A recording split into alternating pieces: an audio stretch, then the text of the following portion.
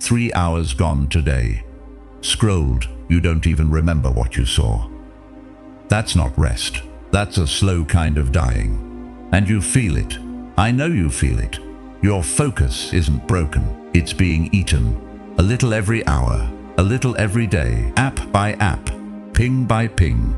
And you've tried to fix this, the apps, the timers, the midnight promises, gone by noon the next day. That wasn't weakness.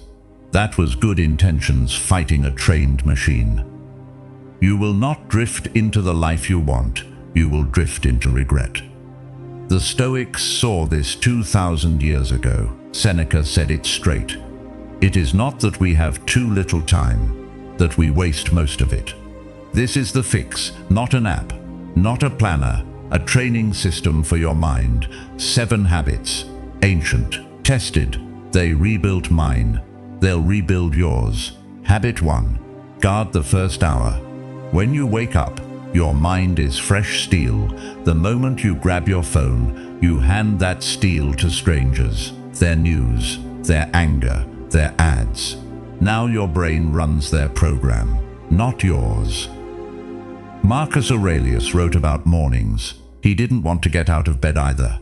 He gave himself an order. I am rising, he wrote, to do the work of a human being, not the work of a reactor.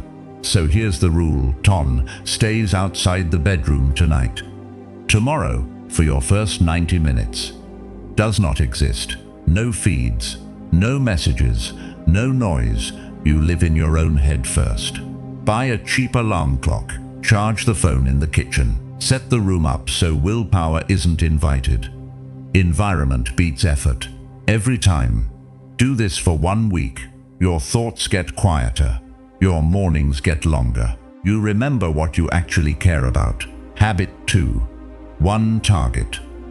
Most people don't lack discipline. They lack a target. They open 20 tabs and call it ambition. It isn't. It's panic with a keyboard.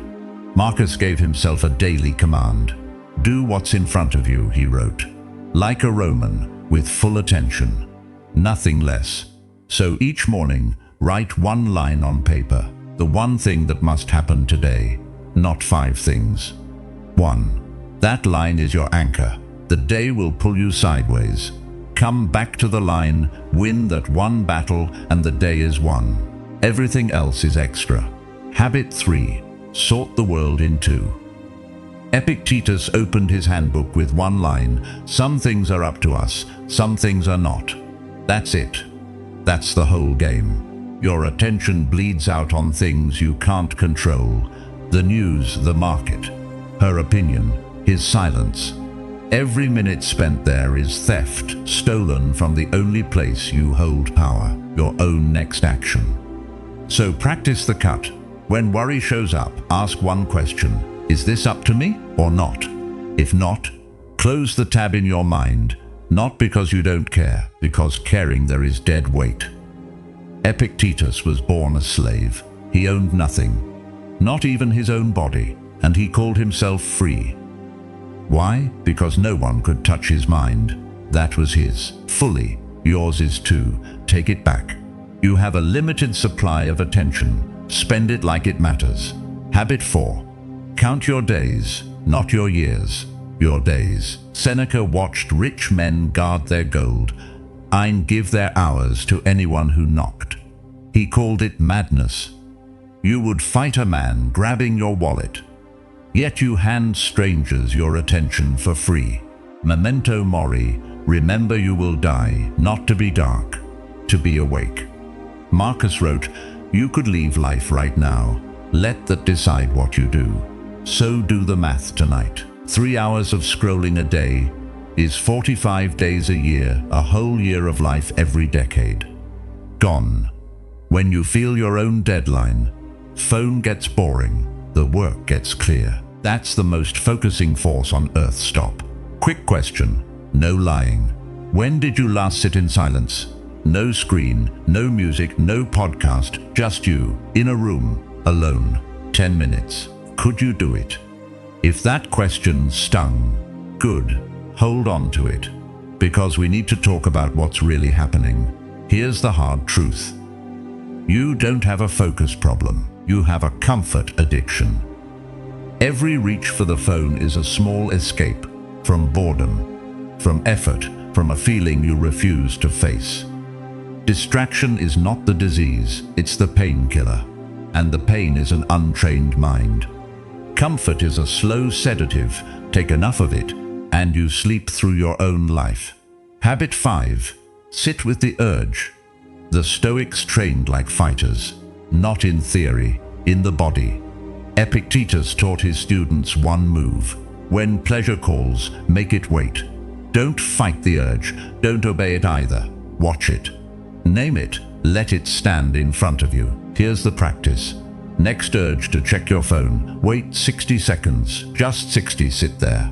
Feel the itch, do nothing. Watch what happens. The urge rises, it peaks, then it dies. Every time. Urges are waves. You're the rock. Most people never learn this. They obey every wave their whole lives. You just became the exception. At first, 60 seconds feels like an hour. Good, that's the muscle waking up. By week 2, the urges stand down faster. By week 4, they barely knock. Do this 20 times a day if you must. Each one is a rep. This is the gym where focus is built. Habit 6. The evening audit. The Stoics ended every day like accountants. Sextius, the teacher Seneca loved, asked his soul 3 questions each night. What bad habit did I weaken today? What temptation did I resist? How am I better than yesterday? Try it tonight. Lights off, phone off, run the film of your day. No beating yourself up. A judge, not a torturer. See the win. Small counts, see the slip. Name it, decide one fix for tomorrow. 10 minutes. That's the whole audit. A day examined is never wasted twice. Habit 7. The sacred block. This is where it all comes together. 90 minutes. Same hour. Every day, door shut. One task, nothing else. Phone in another room, not the drawer, another room. Tell people you're unreachable because you are. For 90 minutes you're a Roman at his work, stone by stone. Serious. Unbothered. Protect that block like an emperor's land, because inside it you are one. Now stack it. Night before. Write tomorrow's one target. Morning. Phone off. Guard the hour. Daytime. One sacred block. Sit with urges. Evening. The 3-question audit. 4 moves. 30 days. No new apps. No willpower tricks. Just an old operating system reinstalled in a modern mind. 30 days from now you won't recognize your attention span, or you'll be exactly where you are now. Both are choices. One more rule. The comeback rule. You will miss a day. Everyone does. The amateur quits. The Stoic returns. Miss once, that's a stumble. Miss twice, that's a pattern. Never miss twice. That's the whole rule. Hold it, and the system can't die. 2,000 years ago, a slave, a playwright, and an emperor all agreed on one thing. Your mind is the only kingdom you truly own. Everything else can be taken: the money, the plans, the praise. But nobody can scroll your attention away unless you hand them the password. Think of the kid you were at 12 before the feeds, before the noise. That kid could read for an hour. That kid got lost in things. They're not gone. They're buried. These habits are the shovel. Epictetus left his students a question. I'll leave it with you. How long will you wait before you demand the best from yourself? Not Monday. Not January now. And if you're serious about this path, a harder question is waiting. Why do you still sabotage yourself when you already know what to do? That video is on your screen now. Go sit with it.